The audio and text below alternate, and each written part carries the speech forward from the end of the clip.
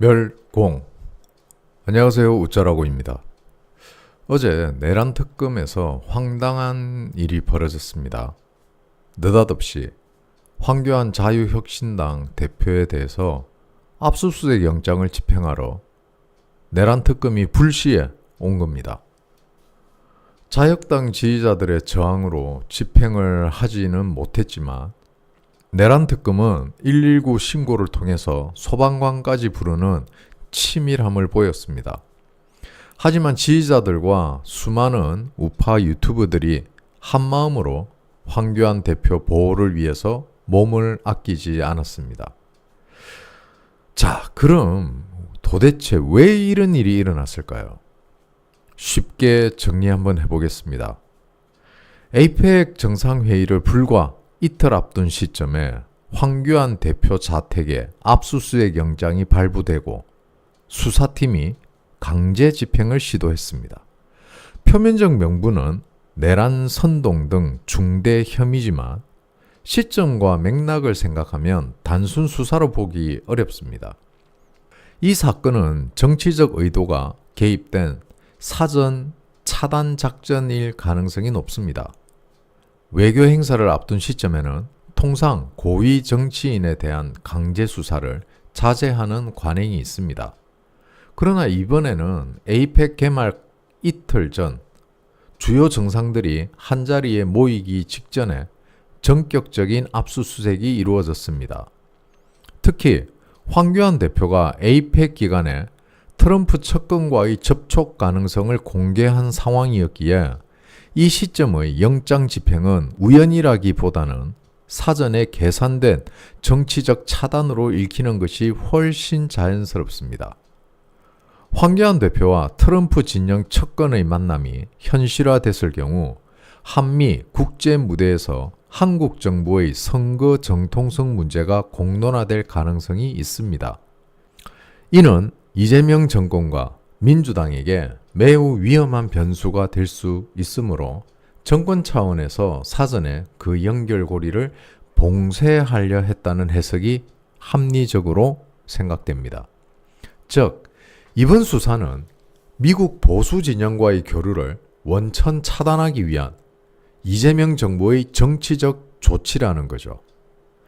윤석열 전 대통령에 대한 내란 관련 쟁점이 아직 확정되지 않은 상황에서 윤석열 대통령을 옹호했다는 이유만으로 내란 선동을 적용하려 한다면 이는 법리적 비약입니다. 결국 법을 앞세운 정치적 제압이라고 보는 편이 타당합니다. 그렇다면 내란 특검은 무엇을 압수하기 위해서 영장을 받은 것일까요? 바로 황교안 대표의 휴대폰입니다. 그렇다면 왜 황교안 대표의 휴대폰이 그렇게 중요한가? 내란 특검이 황교안 대표의 휴대폰을 집요하게 노리는 이유는 단순한 증거 확보 때문이 아닙니다. 이 휴대폰은 오랫동안 교체되지 않은 말 그대로 기간이 쌓인 기록의 창고입니다. 그 안에는 수년간의 통화 내역과 문자, 일정표, 메신저 대화, 그리고 정치적, 외교적 접촉의 흔적까지 고스란히 남아있을 가능성이 있습니다. 즉, 황교안 대표의 휴대폰은 한 개인의 일기장이자 정치적 네트워크의 지도와도 같은 존재라는 거죠. 이 휴대폰이 압수가 된다면 단순한 증거가 아니라 정치적 통로와 외교적 연결선까지 함께 봉쇄됩니다. 특히 트럼프 진영 측근과의 대화 내용, 국내외 보수 인사들과의 교류 내역이 그 안에 담겨 있다면 이건 단순한 수사 차원을 넘어섭니다. 즉, 휴대폰 압수는 곧 황교안 대표의 정치적 고립화를 의미합니다.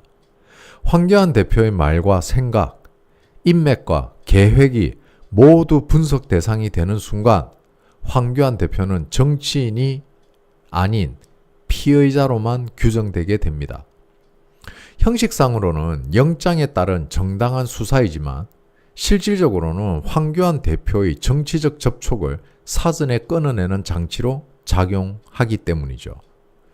휴대폰 속 일정이나 메시지가 공개되면 에이펙 기간 중 황교안 대표가 누구와 만날 예정이었는지가 드러날 수 있기 때문입니다. 따라서 수사기관 입장에서는 이 데이터를 확보하는 순간 바로 이재명에게 알려주고 이재명은 그 기록을 가지고 미국과 좀 더 유리한 입장에서 관세 협상을 진행할 수 있기 때문이죠. 황교안 대표의 외교 활동을 완전히 제어할 수 있게 되는 이유도 그 중에 하나가 되는 겁니다. 이번 영장의 진짜 목적은 단순한 증거 확보가 아닙니다.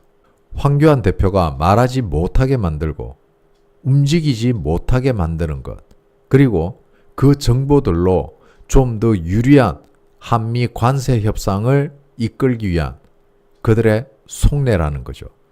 휴대폰이 압수되는 순간 황교안 대표의 정치적 발언력은 일시적으로 정지되고 황교안 대표가 구축해온 국제적 네트워크는 완전히 사라집니다. 결국 이번 압수는 데이터를 얻기 위한 수사임에 동시에 침묵을 강요하기 위한 통제라는 거죠. 바로 법의 이름을 빌린 정치적 봉쇄 조치로 볼 수 있습니다. 며칠 전부터 트럼프는 트루소셜을 통해서 AWEB과 부정선거에 대해서 계속해서 언급했습니다. 황교안 대표의 부정선거 어젠다와 정확히 일치하죠. 그래서 더더욱 민주당과 이재명 정부가 긁힌 게 아닌가. 압수수색 이후엔 빠른 구속영장 청구, APEC 기간 중 묶어두기 딱 좋은 방법입니다. 이걸 노리고 들어온 건데 계획이 무산된 겁니다. 왜? 바로 지지자들의 철벽 방어가 내란 특검의 계획을 무마시켜 버린 겁니다. 하지만 내란 특검은 또 올 겁니다. 새로운 작전으로, 새로운 방식으로, 그리고 저열하고 비급한 방법으로 황교안 대표를 끝까지 괴롭힐 겁니다.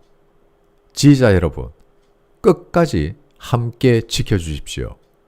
멀리서 응원합니다. 멸공